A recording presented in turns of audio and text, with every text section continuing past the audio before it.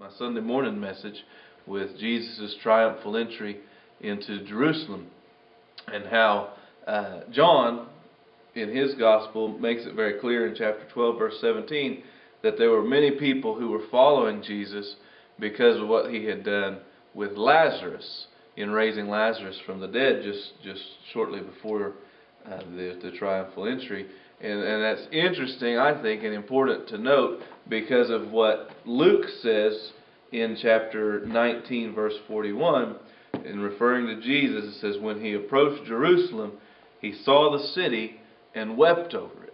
And you guys are familiar probably with the shortest verse in the Bible, and it's from the story of Lazarus, where it says, Jesus wept. Well, why was Jesus weeping with Lazarus? And why was Jesus weeping over Jerusalem? And I think because of the correlation that the four Gospels bring together, when you read them all as a whole, you might see, I think we see anyway, that there's a somewhat of an interpretation of why Jesus wept with Lazarus in the story of Jesus weeping over Jerusalem.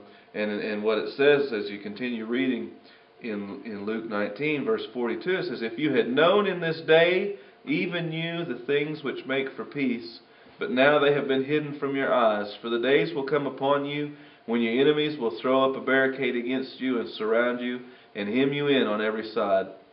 And they will level you to the ground and your children within you. And they will not leave in you one stone upon another, because you did not recognize the time of your visitation. Jesus wasn't weeping over Lazarus being dead.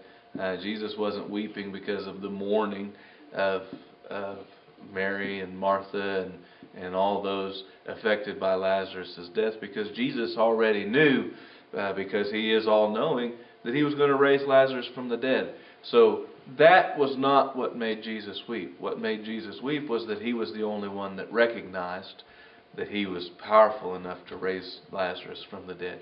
Just as with in weeping over the temple, Jesus was weeping because they did not recognize the hour of their visitation. They did not recognize who it was that was in their presence, the King of Kings and the Lord of Lords, the King of Glory. They didn't recognize Jesus as the Son of God.